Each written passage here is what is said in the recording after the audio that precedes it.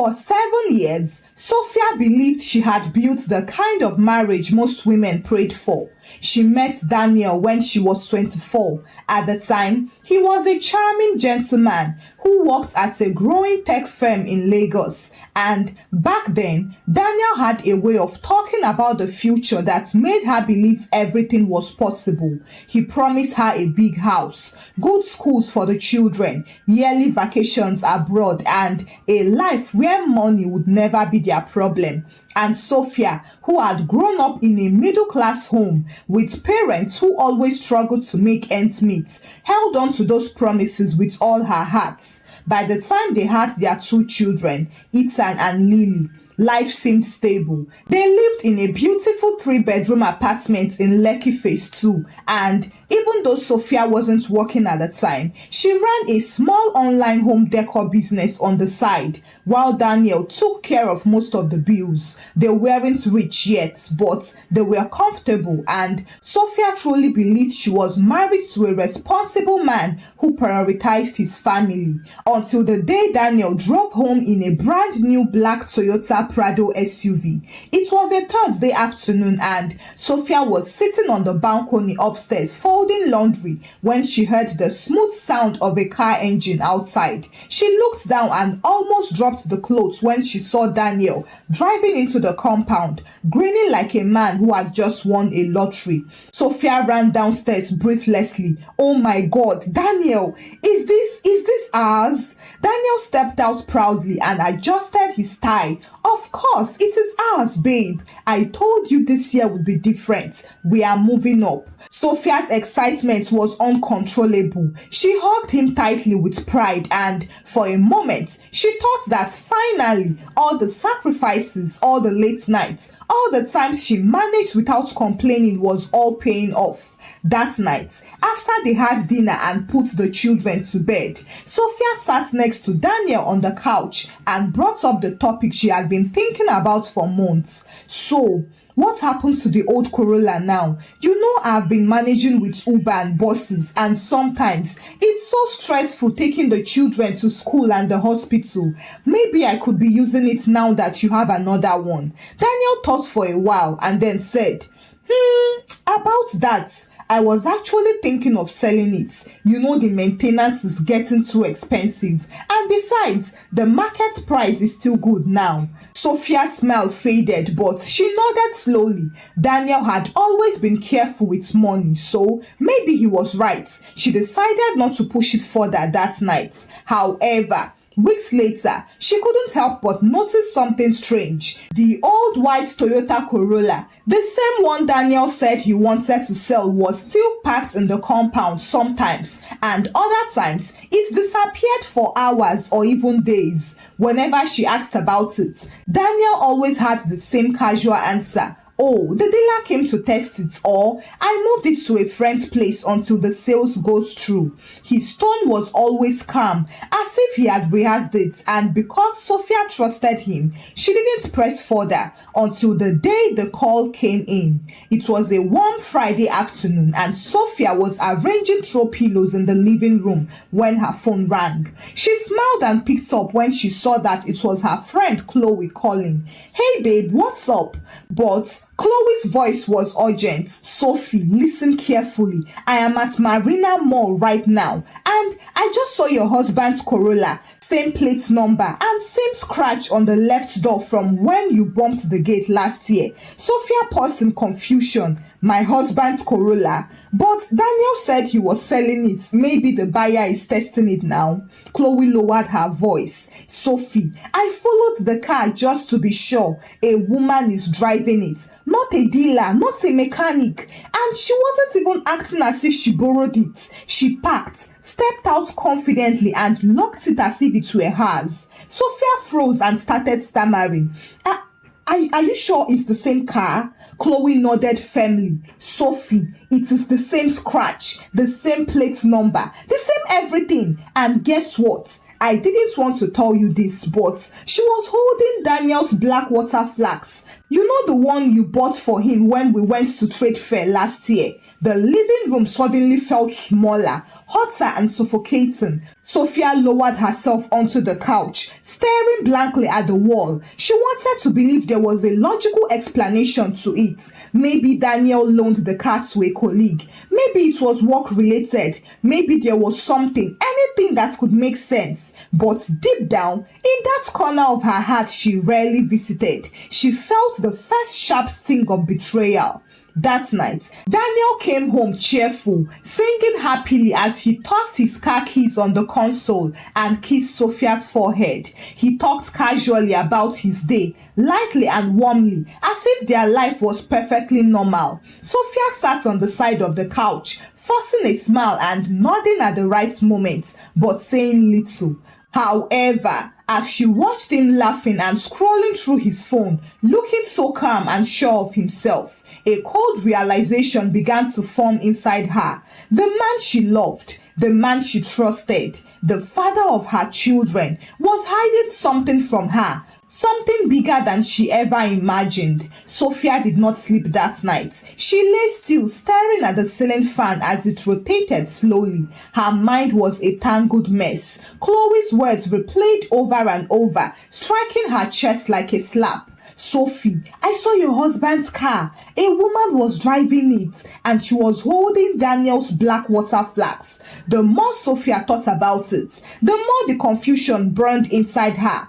Daniel had said he was selling the Corolla. He had looked her straight in the eyes when he said it, calm and convincing like a man with nothing to hide. But if Chloe was right, if that car wasn't sold, if another woman was truly using it, then Daniel wasn't just lying. He was living an entirely different life behind her back. By dawn, Sophia's mind was made up. She needed answers, but she couldn't confront him yet. Not without proof. Daniel was clever with his words. He always managed to twist every situation until she was the one apologizing for doubting him. So no, thank you. This time, she would find out the truth herself. That morning, she called Chloe. I need you. Chloe was instantly alert. Say no more, I'll be right there. They met later that afternoon at a cafe across from Marina Mall, where Chloe had first spotted the car.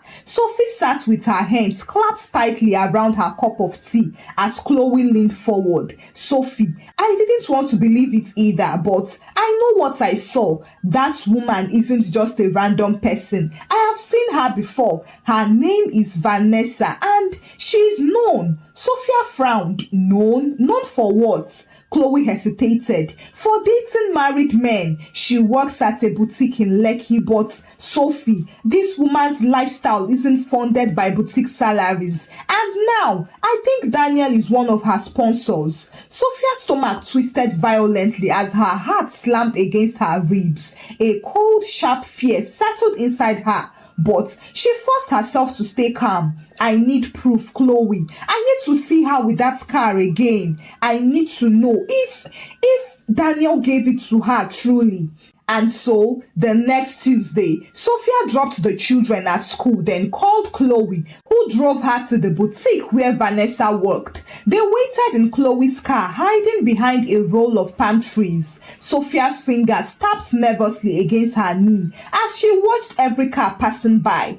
An hour later, Chloe suddenly nudged her arm. Sophie, look. And there it was, the white Toyota Corolla. Sophie's car, yes. Her husband's car was also her own. The car had the same tiny dents on the left door, the same faded bumper sticker, and the same plate number she memorized by heart. Vanessa stepped out of the driver's seat wearing a short red tight dress that hugged her curves and carrying a designer handbag Sophia knew she couldn't afford on a boutique worker's salary. She locked the door confidently, then strutted into a cafe across the street, swaying her hips as if she owned the world. Sophia sat frozen, gripping Chloe's arm so hard that it hurt. Her mouth went dry and her throat closed up as reality crashed over her in slow motion. So, Daniel hadn't sold the car. He had given it to his girlfriend. That evening, Sophia waited for Daniel to come home.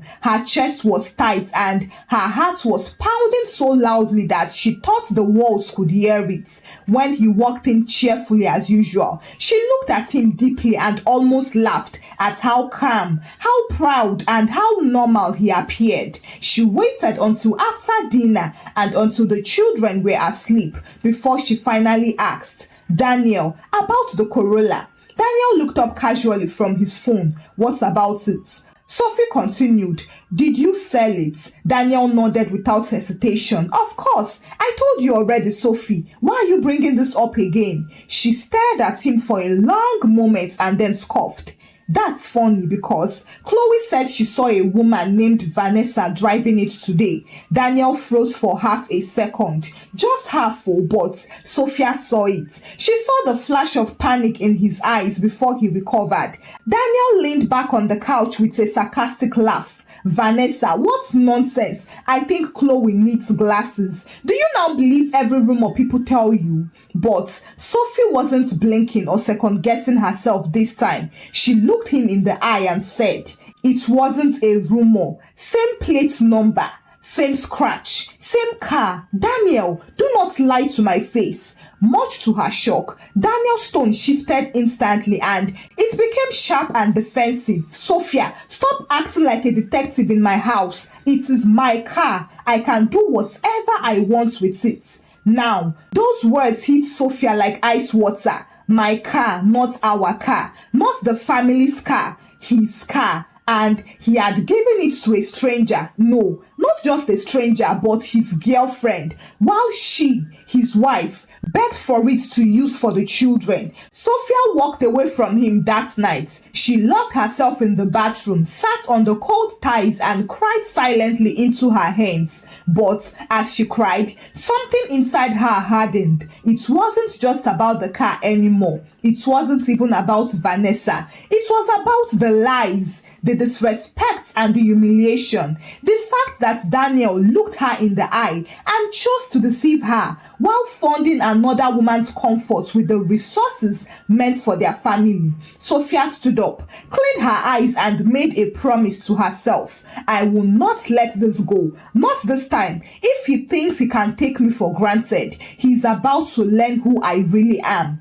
Sophia woke up the next morning with swollen eyes and a pounding headache and turned to look at Daniel, who was sleeping peacefully beside her as if nothing had happened. She stared at him for a long moment and anger made her chest rise and fall. She thought of the years she had stood by this man, the sacrifices and compromise she had made, the night she stayed up calculating how to stretch Daniel's salary so that the kids wouldn't lack anything, the times she had defended him when people talked about his selfishness. And now, after everything, the one thing she had begged for, a simple car to make life easier for their children, he had given it to his side chick.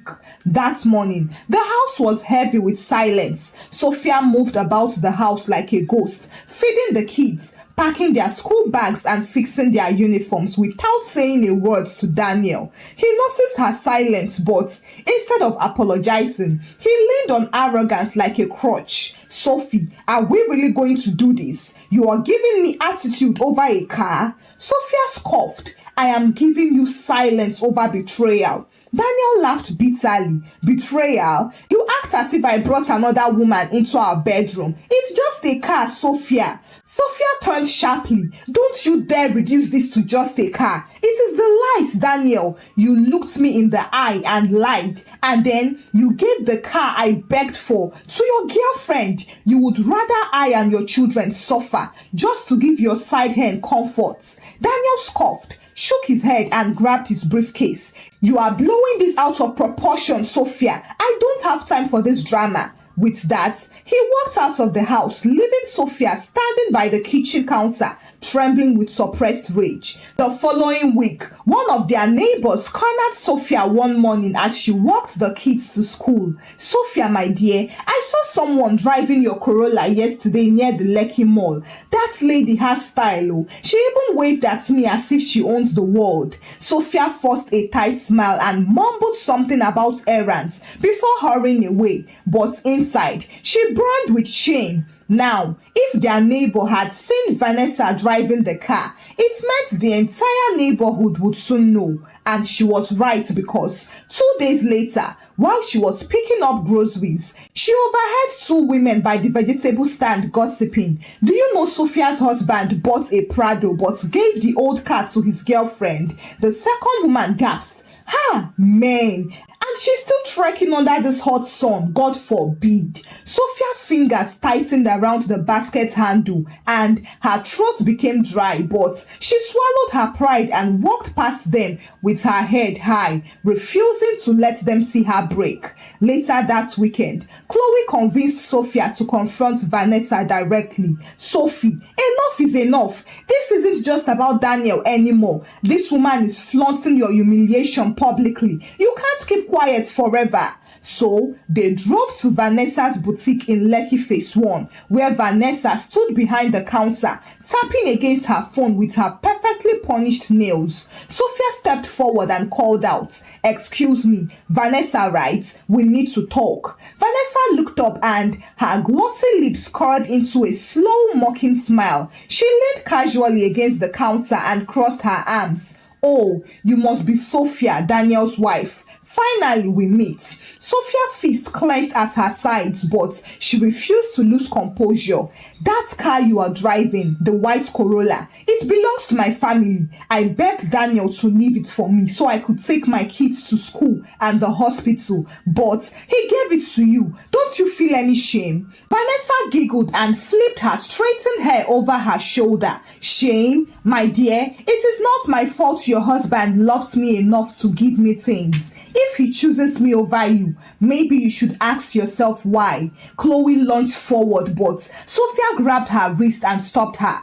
"All right, enjoy the car, Vanessa. Enjoy the gifts and everything. But remember this, karma always collects her debts." Vanessa smirked but said nothing as Sophia and Chloe walked out. That night, when Daniel came home, he was furious. He started shouting the moment he stepped inside. "Are you out of your mind, Sophia? You went to Vanessa's boutique. Are you trying to embarrass me?" Sophia shook her head. "You embarrassed yourself, Daniel. I just went to meet the woman driving the car I begged you for." Daniel slammed his keys on the table. "You had no rights." Sophia lost her cool and snapped. "I had every right, Daniel. I am your wife. And you stand in this house and choose to humiliate me in front of the entire city." For the first time ever since they got married, Sophia saw Daniel's mark slip. He wasn't calm anymore or charming. He was angry, defensive, and selfish. He stormed out and slammed the door behind him, leaving Sophia shaking from hurt and betrayal. Moving on, Daniel's household was never the same. Sophia had stopped shouting and stopped questioning. On the surface, it looked like she had surrendered and accepted her humiliation in silence. But inside, something had risen. She was watching and planning. But Daniel, on the other hand, mistook her silence for weakness. He started spending more nights working late and returning home long after midnight with traces of Vanessa's perfume on his shirt. He even stopped hiding his phone, stopped pretending to care about explanations, and when he looked at Sophia, his once innocent eyes were now filled with arrogance, as if he believed she had no choice but to endure it. However, Daniel didn't know his wife had changed. Sophia wasn't the woman who cried in the bathroom 2 weeks ago. She was now far more dangerous. Sophia knew Daniel would never confess, so she started gathering proof silently. With Chloe's help, she began piecing together every lie he thought he had hidden. Chloe found out through a mutual friend that Daniel had registered the old Corolla in Vanessa's name. She discovered boutique receipts, designer clothes, luxury shoes, wigs, perfumes, all paid for using Daniel's personal bank accounts. And most shocking of all, Chloe overheard Vanessa bragging at Marina Mall, telling her friends that Daniel said his wife doesn't need the car. She doesn't even drive. That car is mine forever now. Sophia's chest tightened when she heard that. It wasn't just betrayal anymore. It was deliberate disrespect. By the end of the month, Sophia had gathered screenshots, bank statements, photos of Vanessa driving the Corolla, and voice recordings of her bragging. She didn't tell Daniel or confront Vanessa again. She just stayed calm, collected, and composed because she had a bigger plan. She quietly organized a family gathering at her mother's house one Sunday afternoon, where she invited Daniel's siblings, his two closest friends, and even his beloved uncle, who adored him and always praised him as the most responsible husband ever. Daniel didn't suspect a thing. He walked into the gathering wearing his expensive navy blue shirt, smiling broadly, confident and relaxed, the perfect picture of a proud family man. He greeted everyone, hugged the kids, and sat comfortably at the head of the table, completely unaware that the walls were about to close in on him. After lunch, Sophia stood up slowly and smiled. Before we end today, there is something important I need to share with the family. Daniel frowned, but he leaned back and crossed his arms casually. Sophia walked to the television, plugged in a small flash drive, and pressed play. The living room fell into silence. On the screen, photos appeared. There were photos of Vanessa stepping out of the Corolla, locking it confidently, and posing in front of boutiques. Then came screenshots of bank transfers, tens of thousands of naira sent to her every week. Finally, Chloe's recorded audio played. It was Vanessa's voice laughing proudly as she said, "Daniel said the car was mine because his wife doesn't need it." The room went dead silent. Daniel's confident smile disappeared and his eyes darted around as everyone looked at him with judgmental eyes. His uncle leaned forward and frowned deeply. "Daniel, is this true?" Daniel opened his mouth, closed it, then opened it again, but no words came out. Before he could recover, his younger sister spoke up angrily. "Daniel, you gave your girlfriend the car your wife begged for, and you lied to all of us. Do you even respect this family?" Daniel tried to defend himself. It's not what it looks like. "Sophia, how could you embarrass me like this in front of everyone?" Sophia finally looked at him. "No, Daniel, you embarrassed yourself. You chose her comfort over your children's needs. You lied to me. You lied to your family, and you lied to yourself." Daniel clenched his fist, but he had nothing left to say. Every eye in the room was on him, and in that moment, he felt small, cornered, and humiliated. Unfortunately, the aftermath was brutal. After the pictures spread among their extended family and church community, Daniel's transfer stopped, and so did Vanessa's interest. She left him within a week, blocked his number, and deleted every trace of him online. Well, she kept the car because it was already registered in her name. Daniel's siblings were furious. His uncle stopped defending him, and even his close friends avoided him, mocking him behind his back about his recklessness. At work, rumor reached his colleagues, and Daniel began losing projects because his responsible family man image, the one he carefully built, had collapsed publicly. For the first time, Daniel realized he had dug a hole so deep that he couldn't be saved from. He begged Sophia for forgiveness, swearing he would change, swearing he would make things right, and promising to buy her a new car and restore her dignity. Sophia listened quietly and then said, "This isn't about the car anymore, Daniel. It is about respect and trust, and both of them are broken." She did not file for divorce immediately, but she made it clear she was stepping away emotionally until she saw genuine change. So she moved out and started focusing on her children, her business, and herself. She stopped waiting for Daniel's promises and began building her own stability. Daniel tried everything. He sent gifts, apologies, and empty speeches, but Sophia had changed. She was no longer the quiet, soft-hearted woman who believed everything he said. She had learned the hardest lesson of all, which was that when a man shows you where you stand in his life, believe him. Thank you for watching the story. Kindly share your thoughts about the story with me in the comment section. Give the story a thumbs up and share the story out with your loved ones. Subscribe to this channel if you've not done so by now.